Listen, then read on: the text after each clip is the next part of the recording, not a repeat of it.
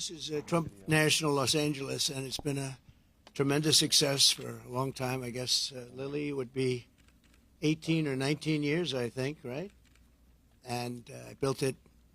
I have a little bit of a motto, but we never have to advertise because it's always loaded up with golfers, very good golfers. It's a world championship course. It fronts on the Pacific Ocean, as you can see. It actually fronts, very few courses front on the Pacific Ocean. There's Pebble Beach and there's some others, but I always say I have the ocean, Pebble Beach has the bay. The ocean's better than the bay. And this course is one of the best courses anywhere in the world, and it's done really well, and we've had a lot of fun with it, so it's been great. It's a major property, as you can imagine. We do also lots of weddings and lots of events, and in the ballroom right behind you. And people get married literally on a nightly basis looking over the Pacific Ocean. So we have something that's very special. We're proud of it. Well, thank you all for being here. Before we begin, I want to express my support for all of the families affected by the landslides in Rancho Palos Verdes. The slides are something can be taken care of. This area is very solid. But you go down a couple of miles down, you'll see something that's pretty amazing. The mountain is moving, and it can be stopped, but they need some help from the government, so I hope they get the help, and I'm sure John will have the help. And I want to thank the mayor for the great job he's doing. I tell that to the people, what a great job he's doing. I just met with the mayor and especially want to salute all of the public safety and emergency personnel who are working down the road, as well as the utility workers who are fighting to restore service to local residents. It's another thing when you live along the coast. Sometimes that happens. It's a little bit more difficult, but when they fix it, there's nothing like it. There really is nothing like it. I'm here today in California with a very simple message for the American people. We cannot allow Comrade Kamala Harris and the communist left to do to America what they did to California. The state of California is a mess with people leaving, and nothing's going to stop them. They're going to other states. Some are going to other countries. But what they've done, Gavin Newsom and Kamala, and I want to say Kamala more so, she destroyed San Francisco and she destroyed the state. When you look at the kind of destruction that's taken place, it's all man-made or woman-made destruction, too. It's things that should have never happened, but we're not going to let that happen with 4 more years of her in the White House, because if you have what happened to this country as what they allowed to happen in California and San Francisco, one of the great cities of the world 15 years ago, and today it's not in a very good position, put it mildly, in this state, which is probably the best piece of real estate in the world. The state, you have the sunshine, you have the ocean, you have everything. You have the perfect weather, the best weather, and they've hurt it so badly, so badly. Decades ago, San Francisco was known as one of the most beautiful cities anywhere in the world. A friend of mine, a friend of a lot of the people here, Bob Tisch, used to say San Francisco is the best city in the United States, the best city there is. And he passed away a number of years ago, but he wouldn't believe it. He used to always talk about San Francisco as our greatest city. He owned Lowe's, good company, great company. And he would say it constantly, and now you see what's happened. And it can be brought back, just like our country can be brought back, because we're a nation in decline. The decline of this whole state is one of the sad chapters in what's gone on with the radical left lunatics that we have to put up with. As the San Francisco district attorney, Kamala was the godmother of sanctuary cities. She was right out there at the forefront. And also the movement of defunding the police. She was there right at the beginning. She boasted, quote, "We are a sanctuary city and we always will be." Well, they're sanctuary cities of crime. One of the people that Kamala gave sanctuary city to and put in as DA was Edwin Ramos, an illegal alien MS-13 gang member who savagely murdered a father and his two sons after mistaking them for members of a rival gang. She knew this, and she came to his defense. He had previously been arrested for robbing a pregnant woman and killing many, they say. Kamala refused to get him out of our country, and he went on to do very significant damage.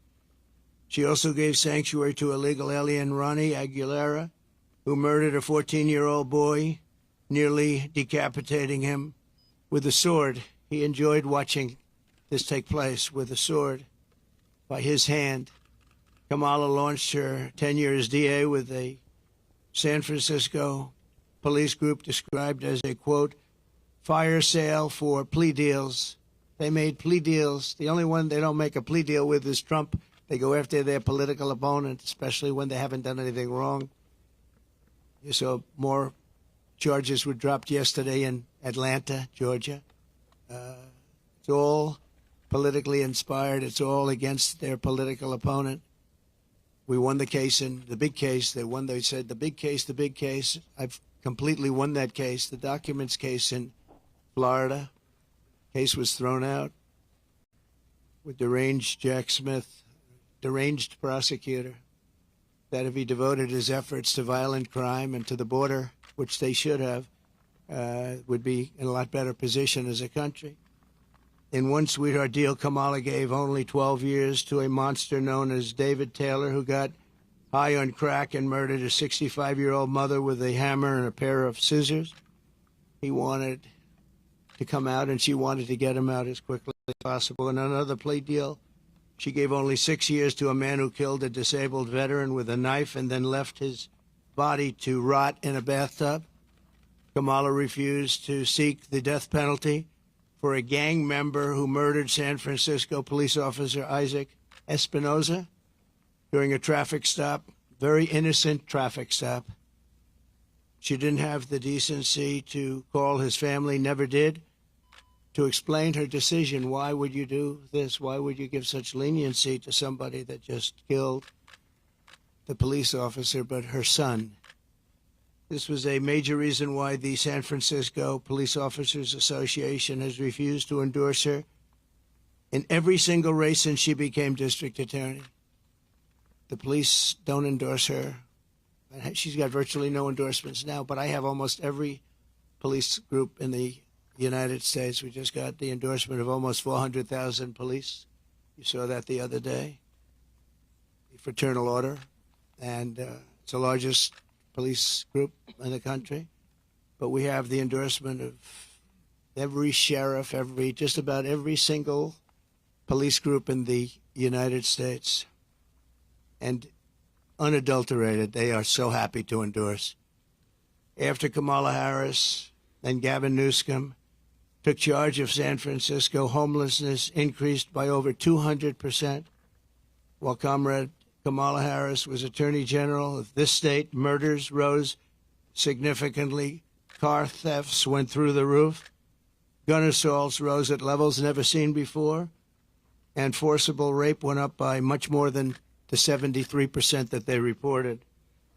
As Attorney General, she defined child sex trafficking, assault with a deadly weapon, and rape of an unconscious person as nonviolent crimes. She put them in a new category as nonviolent.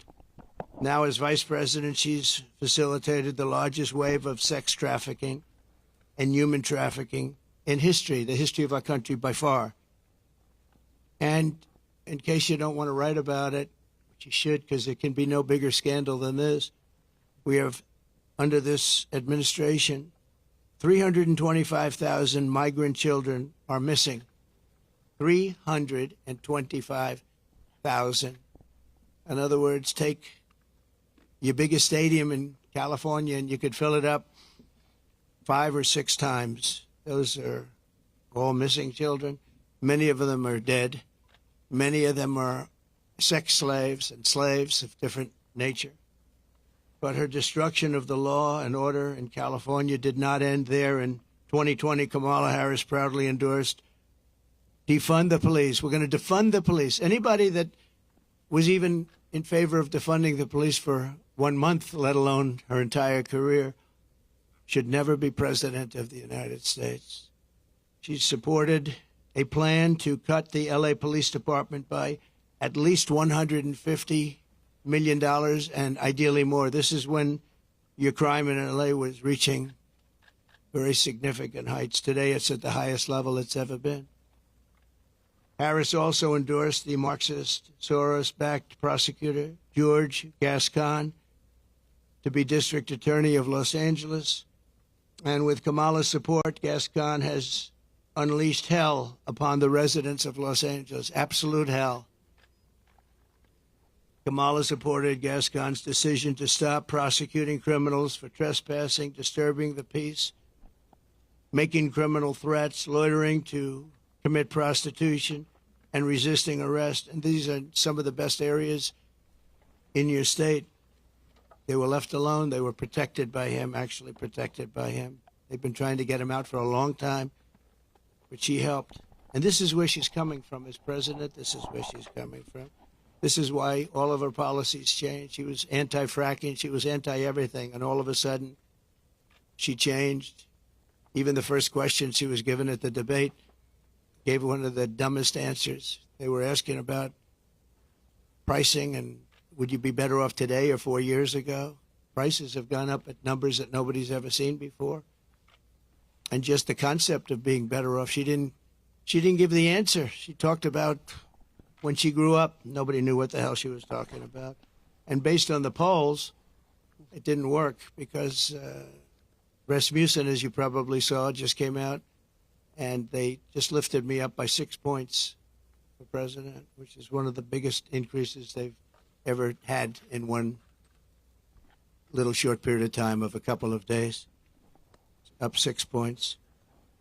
And I thought the debate was great. I thought I did very well, but I was fighting three people. I was fighting the crazy left radical lunatics at ABC, I think considered the worst, by me, considered the worst broadcaster out there. George Slobodanopoulos, that whole group, they're bad. And I lost a lot of respect for David Muir. He came at me with things, and we'll go over it in a second, but I was right about the crime stats going way up. The fact is the FBI didn't report them, and we're able to keep the stats essentially flat.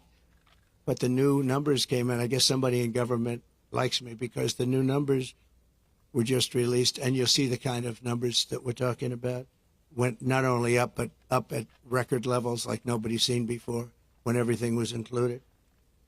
And thanks to Kamala, since 2020, crime and drug overdose deaths here have skyrocketed by 40, 50, and 60%, and murder has reached an all-time high. We don't want this for our country. That's why I'm doing this. I don't like doing this, other than I know you all have the nicest view you're going to ever have. But somebody's got to explain this woman. This is a radical left, Marxist, communist, fascist. As border czar, she then launched a colossal invasion of California's southern border. Just yesterday, the Wall Street Journal reported that a Venezuelan gang is expanding its deadly reach in the United States. First sentence of the story begins, U.S. law enforcement officials have watched with alarm the spread of a Venezuelan gang known for dismembering people. Dismembering people, right? Dismembering people. From Chile to Colombia, they're all over the place. Now they're in our country. They're known as MS-13. They're considered the meanest, toughest gang in the world. In Long Island, not so long ago, two young 16-year-old girls were walking to school, and they carved them up with a knife. They killed both of them. They carved them up with a knife. They didn't want to shoot them. And we got them out. I got them out so fast, and we did a big number. And I wanted to thank ICE while I'm at it, because ICE has been unbelievable. Border Patrol has been unbelievable. And she wants to get rid of ICE. She wants to dismember ICE. She wants to take them out. And if you didn't have ICE, you'd have a problem in this country. ICE would go in. I remember in Long Island with us, they had a gang that was brutal, MS-13 gang. They came out of prisons from different places. And they formed for whatever reason. Long Island seems to be a place. And I'll never forget the scene of ICE going into a rat's nest, they call them, when you have a lot of them together, rat's nest. And they walked into that nest, and you just saw arms and fists and feet. Everybody was flying. And 3 minutes later, he saw it.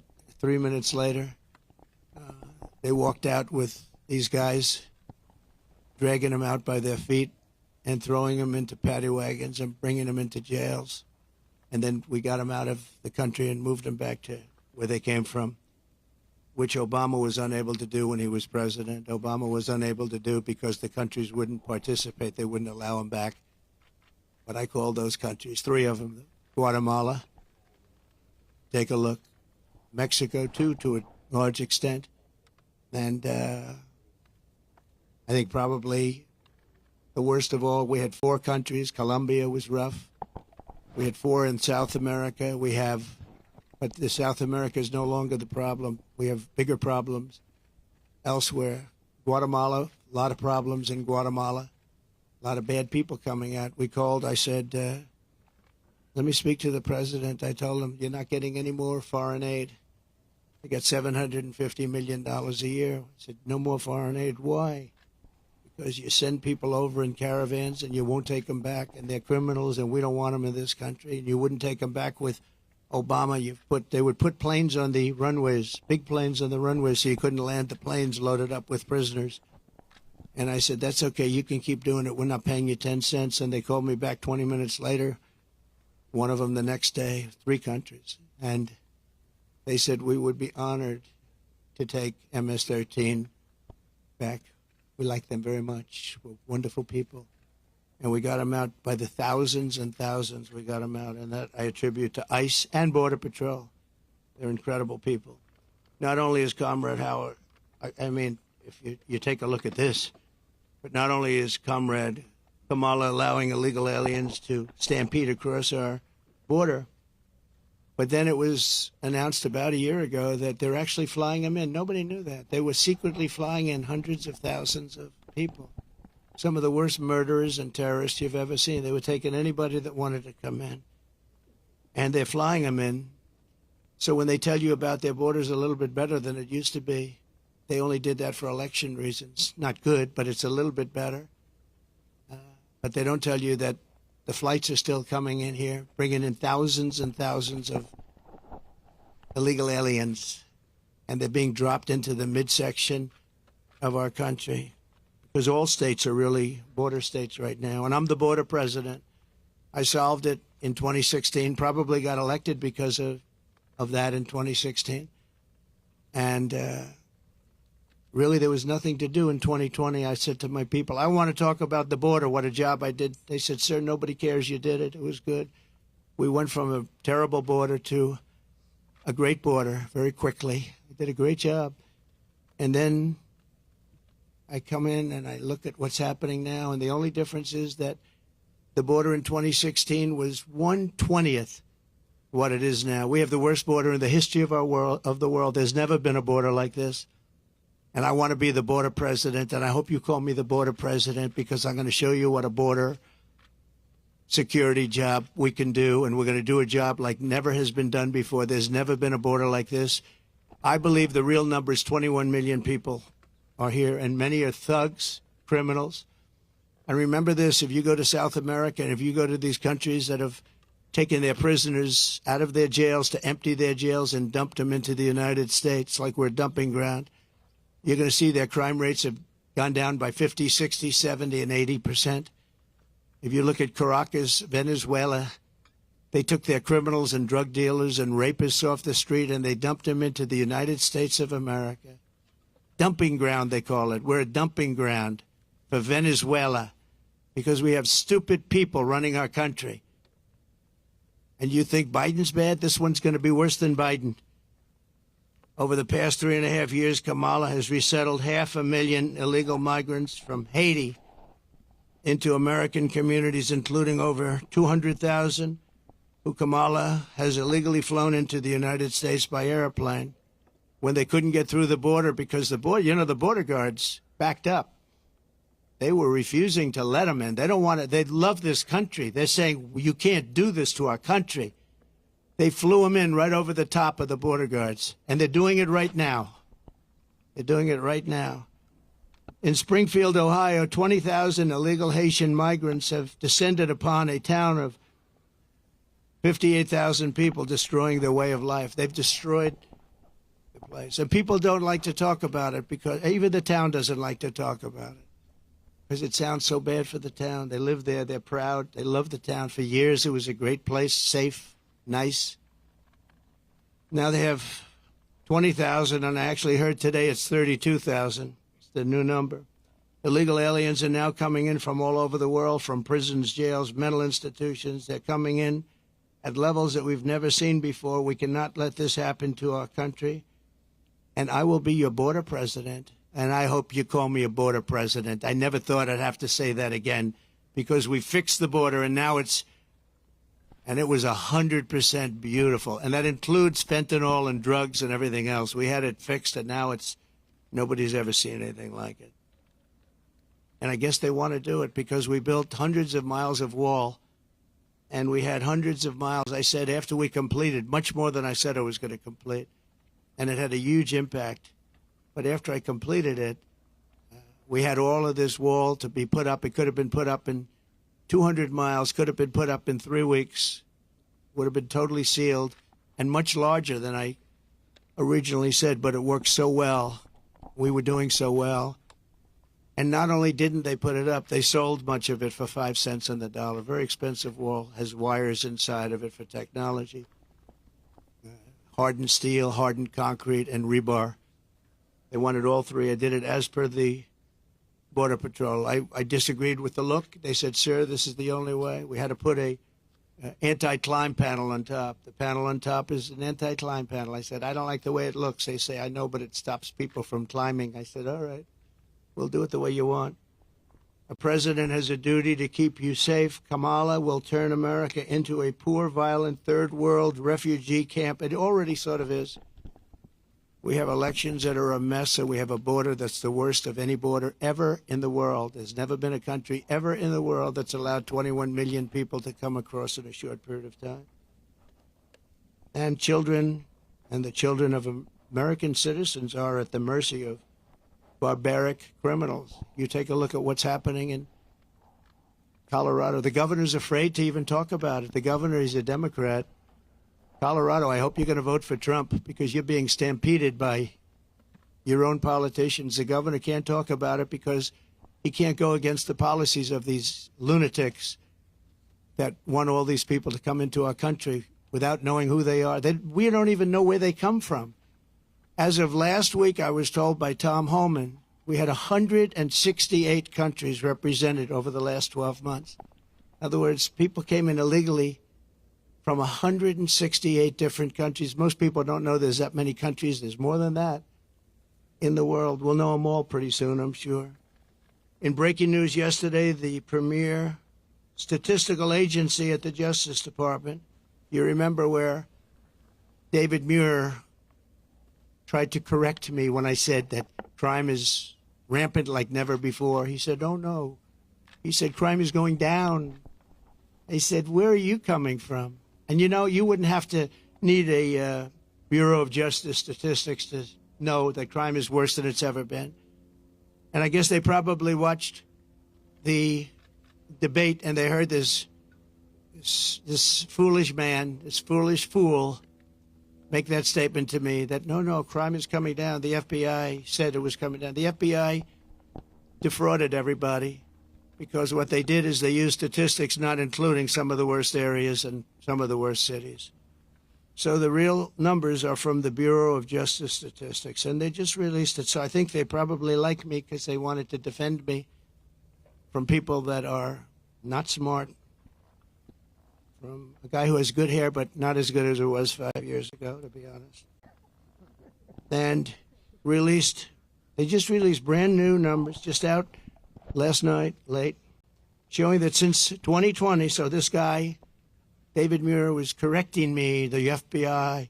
Now, the FBI defrauded, just like they defrauded on the jobs 118,000 jobs that didn't exist. The FBI, in this case, defrauded.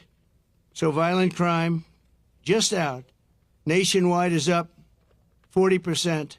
Rape is up 42%. Car theft is up 42%. Aggravated assaults are up 55%. And violent attacks on strangers are up much more than 61%. So those are your numbers. See, those are the numbers. Now, I think he corrected me 11 times. Of the 11 times, I don't think he had the right to correct me at all. Didn't correct her once. Like on Project 2025, I have no idea about, it had nothing to do with me. He didn't correct her. He knew that. Charlottesville, nothing was done wrong. All you had to do is read my statement one more sentence, and you would have seen that. Sean Hannity, Laura Ingraham, Jesse, all of them, Greg Gutfeld, they all took that and they corrected it many times, but they keep coming with the same lies. I'm going to save Social Security, and I'm going to make it good, and we're not going to raise the age, just as I did for 4 years when many Democrats wanted me to do something about it. And she'll go around saying, oh, Trump is going to do bad things to Social Security. No, she's going to do it because she's putting these illegal immigrants onto Social Security, onto Medicare, and she's going to destroy those programs, and the people are going to have to pay. But I'm going to save them. But David Muir said exactly, I quote, President Trump, as you know, this is after I made the statement that crime is at record numbers. President Trump, as you know, the FBI says overall violent crime is coming down in this country. Now, anybody that says it's coming down, when you look at all of the migrant crime and all of the other crime, and this doesn't even include most of the migrant crime. So it's up 55, 65, 75, and 85. In one category is up 89%. And these numbers have just been released by the government. I appreciate the person that released them. I think he came to my defense, actually. But the people understand it. In fact, he was wrong. The FBI totally fudged the numbers. And I really believe it's actually a fraud what the FBI did. It's a fraud. And it was a fraud when the administration, I call it the Kamala, because I don't even know who our president is anymore. Where is this guy? They took it away. This was an overthrow of the president of the United States. This was a coup. He got 14, think of it. He got 14 million votes. She got no votes. She was the first one that lost, and now I'm running against her. They went in. I was 19 points up in the poll. I saw their poll. They went up after the debate with Biden. I have debates with everybody. But the first debate, we had two debates. We didn't have one. First I had Biden, and he was 19 to 21 down. And that's when they went, and they said, you can't win. You're going to get out. And he said, no, I'm not. I'm not going to get out, which was his right to say. They said, well, if you don't get out, we're going to execute the 25th Amendment. And he said, like I said, I'm going to get out. And he hates her beyond I think he hates her probably almost as much as he hates me. I think he still hates me a little bit more. But he hates her. He hates her. He hates what she did. And, you know, when they talk about democracy, well, that's not democracy. He had 14 million votes. She had none. And she was the first one out of the 22 people or so that ran as a Democrat. She never made it to Iowa, first state. She never made it to Iowa. She was the first one out, and now she's running. So you tell me how that works. They wanted to be politically correct, that's all. But we're not going to let her destroy our country. In fact, the David Muir character, he's lost so much respect. Everyone's talking about him. He's a joke. And ABC News is a joke, too. But most of the fake news is pretty much of a joke. He said that the FBI, and he didn't know this, I guess, at the time. He probably did. But the numbers and the cities that weren't included in those numbers were Chicago, Los Angeles, San Francisco, Oakland, New Orleans, and many others of similar crime numbers. In other words, so they didn't include the worst crime numbers in the country. Look at those numbers. Chicago's not included. Los Angeles not included. So they could say the numbers are flat, but they didn't include the big boys. And that's a fraud on the public. And as I said, it was a fraud also, just like with so it's 818,000 jobs that they said existed that didn't exist. And they thought they could hold the number off until after the election, anytime after November 5th, but that didn't work out because they had a whistleblower that released the numbers. And then you have Kamala's claim that she worked at McDonald's. She never worked at McDonald's. It's a lie. They went in, they investigated it, and the fake news won't report that. They won't report it. The only one that reported it was Fox, but the fake news won't. She never worked at McDonald's. She said she stood over those French fries when they were being fried, and it was so tough work. She never worked there. She's a liar. She's a liar. But the fake news ought to report she's a liar, because that sounds like a little thing, but it's a big thing, because it tells you they lie. They lie about everything. They lie about statements on the military. Nobody loves the military more than me. She got up today. She said things that were just lies. She's just made up. What's bad for Trump? Oh, this would be, say something bad about the military. Oh, he said bad about the military. Just like McDonald's. A total lie. It's the way they do it. And her VP choice, I think, will go down as a catastrophic choice. Now, maybe I'll be wrong. I'll let you know on November 6th. But I can't believe that that guy is an asset. They had other people that would have been. Comrade Kamala Harris and the communist left have also destroyed the economy and the quality of life all across this state and all across our country. As vice president, what she's done to our country is not even thinkable. California has the highest inflation, the highest taxes, the highest gas prices, the most illegal aliens, the most regulations, the most expensive utilities, and it ranks as the third worst state to start a business. It also has the most people leaving it. I love this place. Look at this. I own this. No partners, no mortgage, no nothing. I own it. And I'm talking so badly about the state. It hurts me to do it. I would never do this except for the fact that I'm running for president and I want to save the country. So I'd rather sacrifice this than lie or not speak. But think of it. I'm knocking the hell out of the state of California. I'm saying how bad she was and what a bad job she's done. What a horrible Governor Newsom has been. He's been horrible. So many people leaving. And I'm hurting my own property. And that cost me lots of money. But it's okay, because this is unimportant compared to saving the United States of America. So I do it for that reason. But those are the numbers, what Kamala Harris's policies will do to America. The cost of living here is nearly 40% higher than the national average, and the cost of housing is 97% higher, and the national average is through the roof. And it all took place in the last 3.5 years because I had no inflation, essentially no inflation. And it stayed that way for 2 years.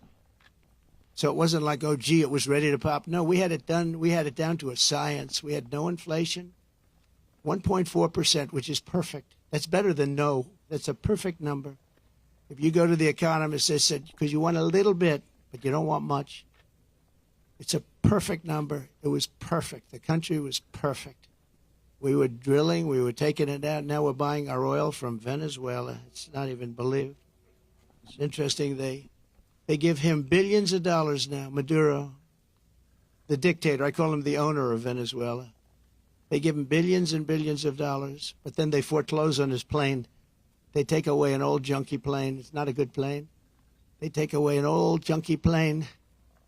And I said, well, it's okay. He'll buy a much better one. We give him, think of it, a country takes away his airplane, but pays him billions of dollars for their oil, which is the worst oil on the planet. It's tar. And it has to be refined. There's only one plant in the entire world that can refine that junk. And you know where it's located? In Houston, Texas, for the environmentalists. So Houston, Texas is refining tar, and that stuff is going up into the air. It's the only place in the whole world that can refine that very bad stuff.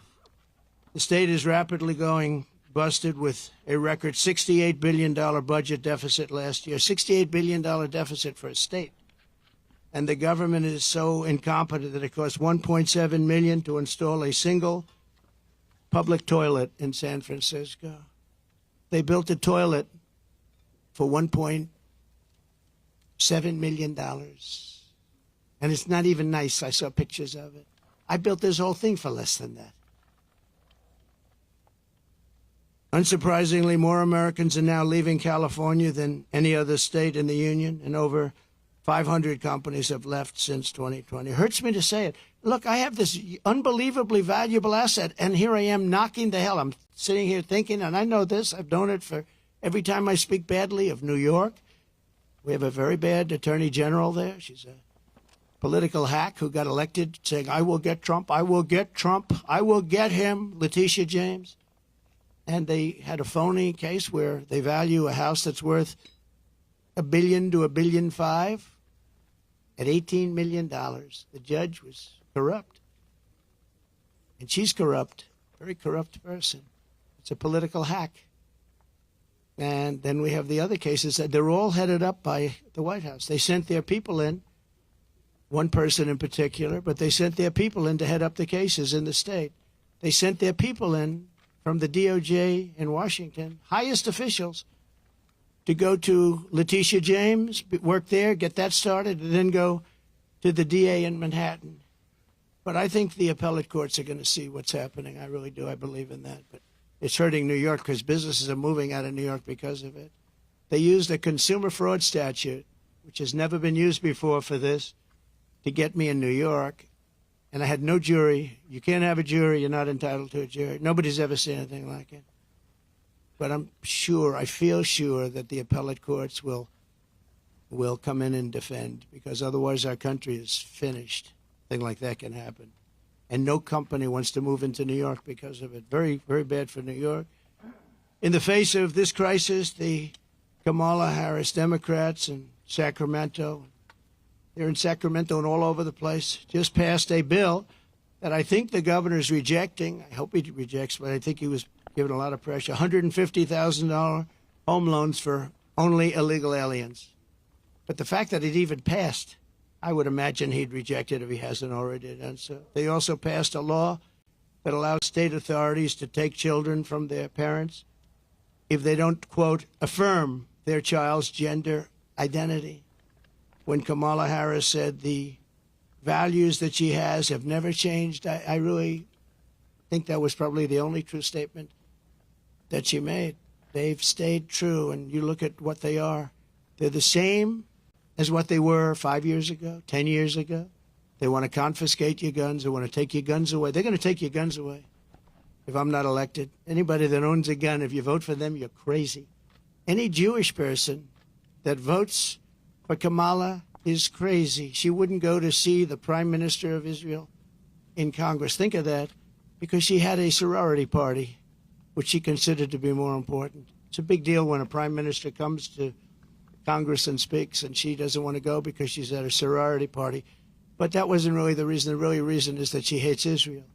And I say that Israel will not exist in 2 years from now if she's elected president. And she'll be very happy if that happened. Israel will not mark me down. You know, they have a hat, and I didn't put it. They say, you know, Trump was right about everything. I've been right about everything. So I end on that, and I just want to say that I'm going to hopefully be elected. Polls have gone way up since the debate. I'm going to be reelected and come in for a second time. We did, as I said, much better the second time than we did the first, but some bad things happened. But we're doing it now, and more importantly, I'm looking to the future. We're going to make our country bigger, better, greater than ever before. We're going to turn it around. We're going to get rid of the criminals that have been allowed to come into our country and prey upon our citizens, their children. We're going to get them out. And it's an honor that you're here. If you'd like to take some questions. Mr. President, what change? Mr. President. No?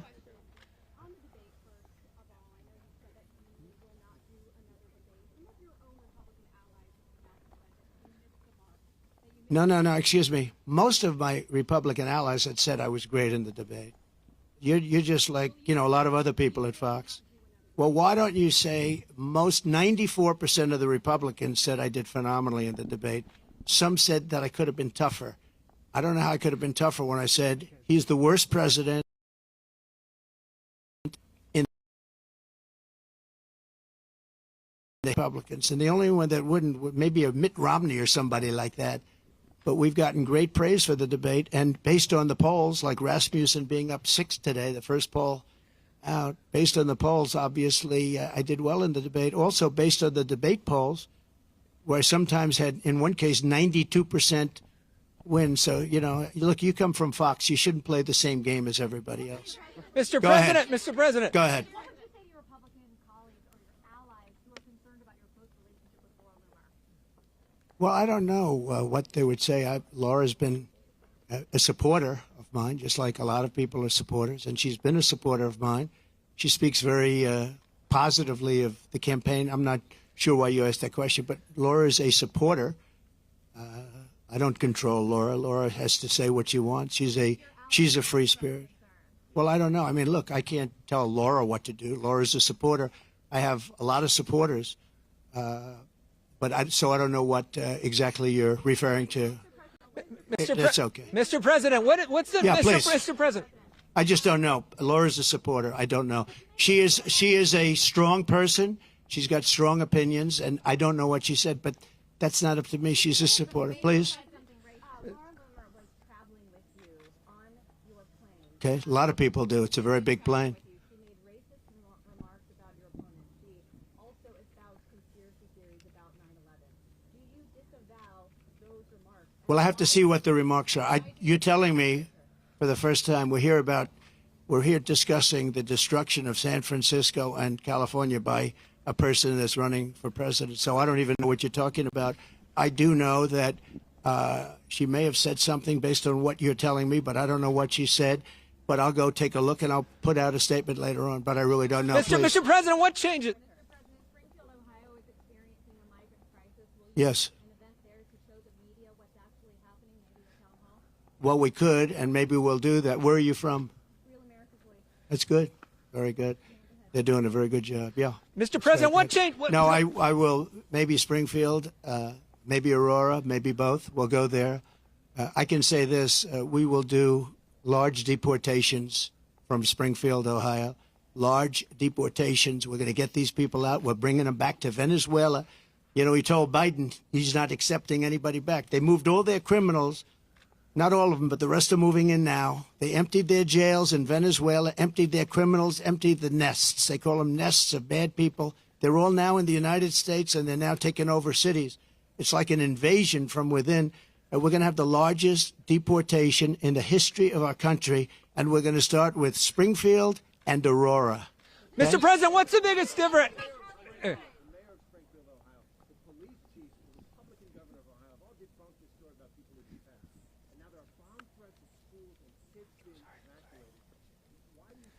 No.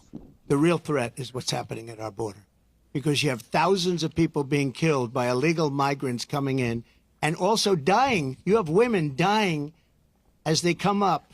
They're coming up in large groups. We call it a caravan. I think I came up with that name, but it's really what it is. 10,000, 15,000, 20,000 people.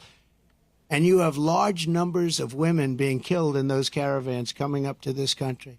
And then when they get here, they can go into the country, and they end up being sex slaves and everything else. Those are your real problems, not the problem that you're talking about. Mr. President, can we...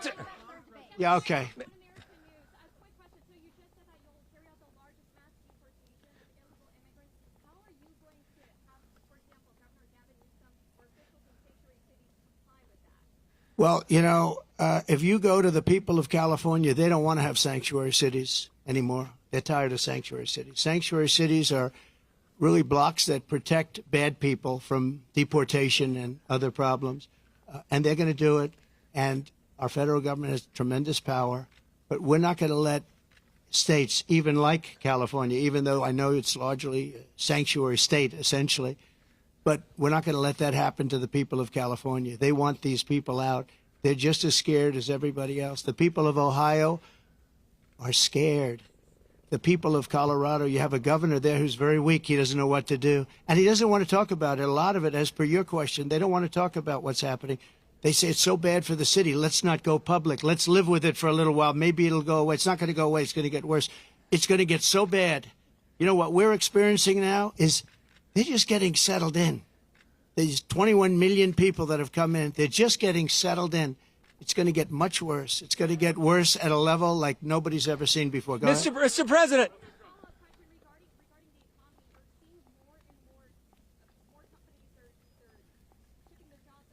Yeah, that's right.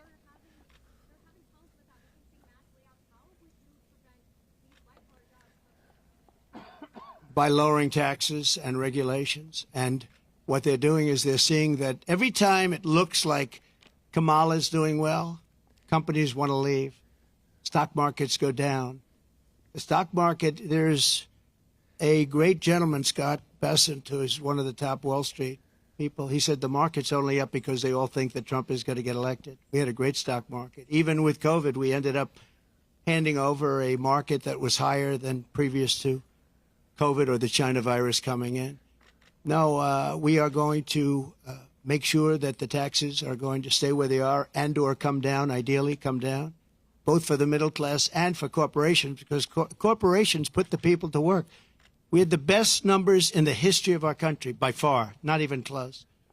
And there are companies leaving because they cannot stand what's happening right now to our country.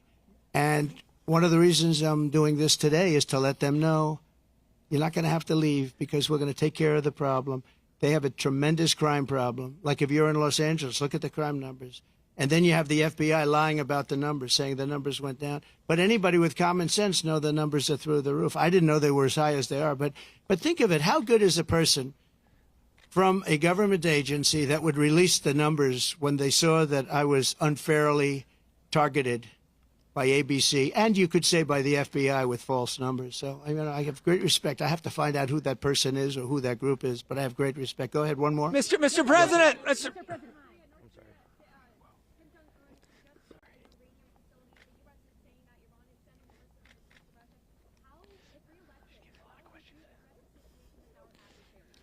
I'll be able to make phone calls and solve most of the problems. I may actually have to meet a couple of times. But, you know, Viktor Orban, and you've heard me say this, but it wasn't long ago, he said the only way you're going to solve the world problem is Trump has to be president again. And I don't say it. I didn't say it. I sort of would be embarrassed to say it. But he said everybody was afraid of Trump. He said China was afraid, Russia was afraid, North Korea was afraid. Everybody was afraid. We had no wars. We defeated ISIS in 4 weeks, and they said it was going to take 5 years, right? The generals in Washington. I went there and met a great general and some great people. And I said, go to it. And he took them out in 4 weeks, 100% of the ISIS caliphate. I flew there. I flew to Iraq, to the field, and they took them out in a very short period of time, short order. We have a great military, but, you know, a great military needs a leader. If you don't have leaders, then you end up with Afghanistan, the worst withdrawal from a country in the history. Look, I've gotten to know great people. I went to Arlington at their request, and I stood, and I was with them for hours, and I stood with them. They did a ceremony, and then they asked me if I'd go down to the graves of their children. They called them their children, that they always will be their children. And there were tears all over, as there should be. And they said, sir, could you take pictures with me by the grave of my son, in one case a daughter?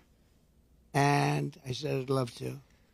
And I took pictures with them for a while, and then I left, and that was it. And I got home, and I got a call from the people in the campaign. Sir, the Biden people are saying that you did this for publicity. If people knew how hard it was to get there, because I was coming from a location that was very far away, and yet they were having the ceremony, and I really felt, I had them up to Bedminster, most of the family members, and I got to know them. They're great people.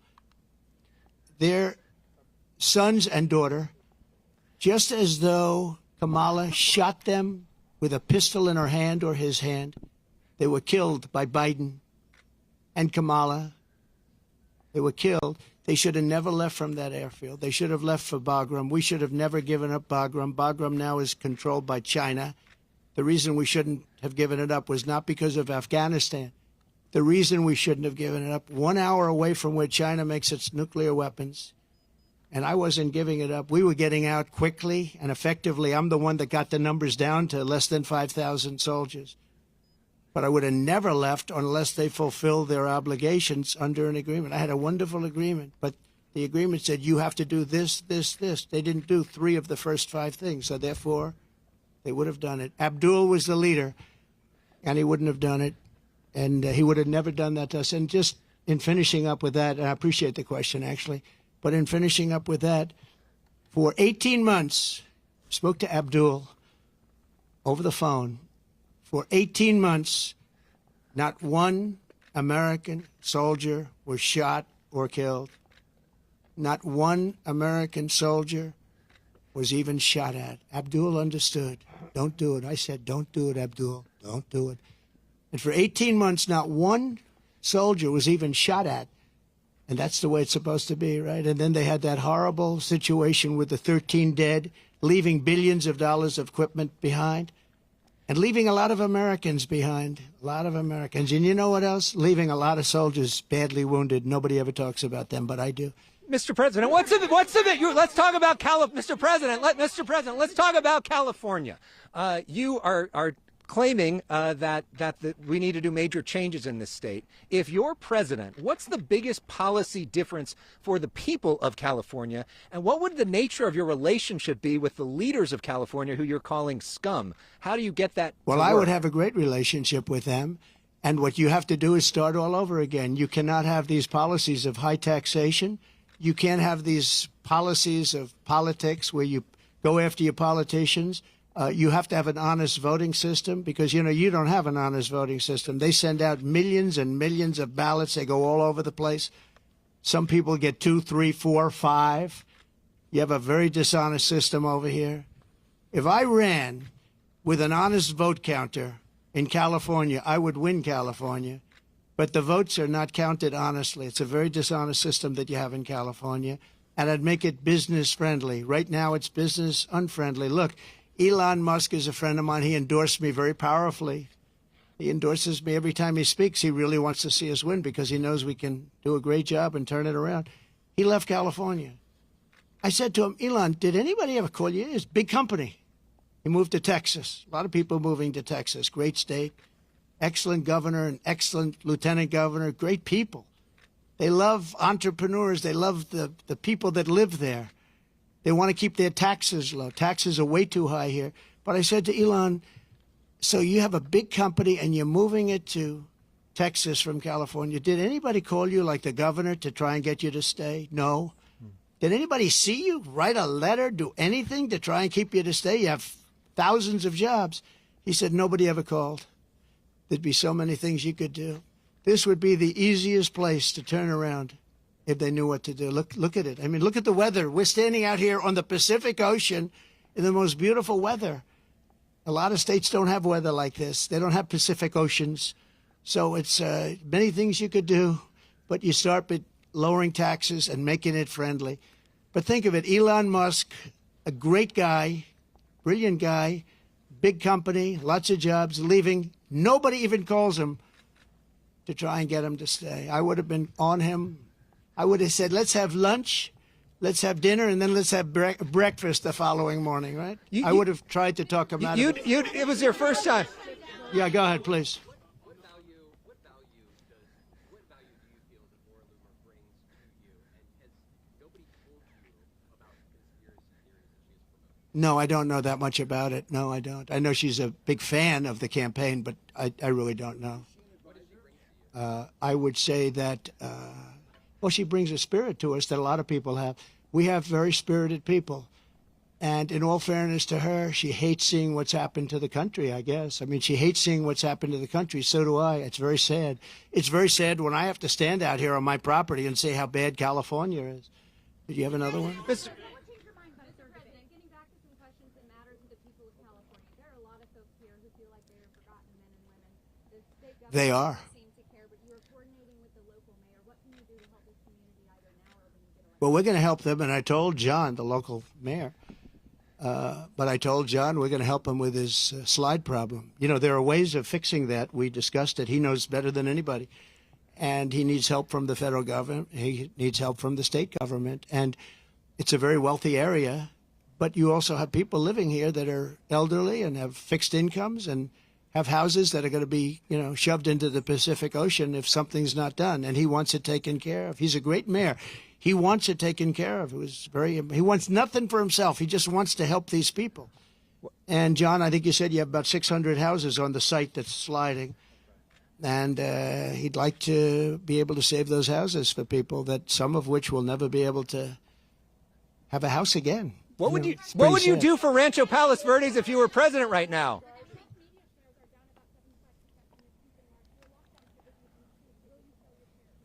No, I'm not selling. No, I love it. I mean, I use it as a method of getting out my word. When it opened, it went way high, but then the SEC gave us nothing but problems. We had to go through a long process with the SEC. But people think that I'm leaving. That's why they're down, because if I leave, it's different if I leave. But I'm not leaving. I love it. I think it's great. Mechanically, it works the best. And again, I'm friendly with Elon, and Elon would love me to come over to X, but I just, I have close to 100 million people on X. I had 230 million people on X, and then they shut me down, and I said, I'm not going to let that happen again. You know that. I had hundreds of millions of people on X and Facebook and Instagram, I think more than anybody. Zuckerberg told me at the White House, he said, congratulations, you're number one on Facebook. This is a number of years ago. And then all of a sudden I went from being number one to having no voice. And after about 2 or 3 weeks, because I have a lot to say, I put out old-fashioned press statements, like a press statement. And they got really successful, and they did very well. And then we built this platform. And the reason I built it is because I don't want to have my voice shut down. But a lot of people think that I'll sell my shares. They're worth billions of dollars, but I don't want to sell my shares. I'm not going to sell my shares. I don't need money. And it is for me, it's a great voice. It's a great voice. And it's a voice, it works so well.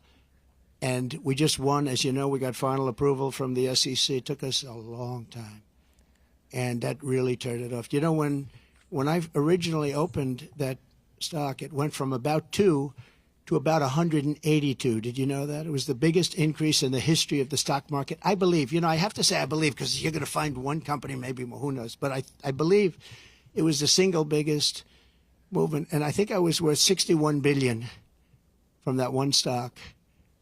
And then we had nothing but problems with the SEC.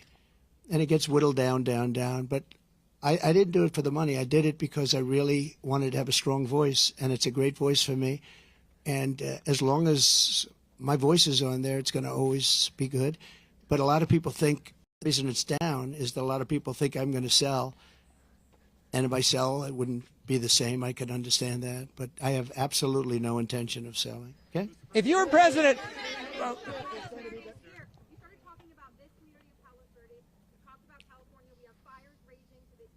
I agree. What will you do to help people in this state whose homes are being damaged again and again, or are falling off of these cliffs behind us, or burned down, or for the people across the country whose homes are jeopardized by natural disasters? This is my favorite question of the day. You're asking me what would I do for... Let's talk California first. Is that okay? Do you mind?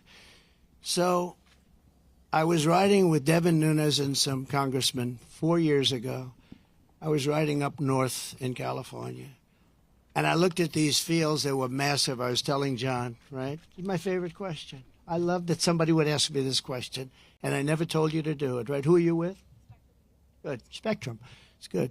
New, hot, right? It's hot. It's doing well, but that's because you ask good questions. So what happened, I'm saying why I look at this field, and it's massive, and in the middle of the field is a little spot of the most green, plush land you've ever seen. I said, and then I'd see another one, these little plots, like 1 and 2 acres, and you'd have 1,000 acres that's barren and dead and dark.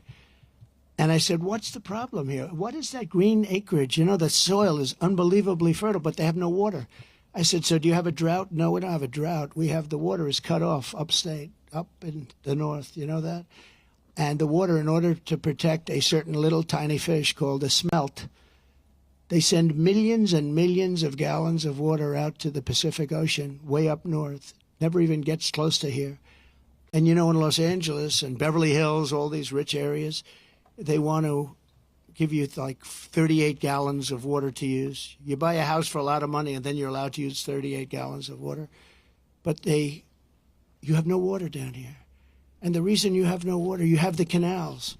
The reason you have no water is because Gavin Newsom didn't want to do it. I had it all done. I had the Department of Commerce at the time. Believe it or not, they're the ones that rule on this particular issue.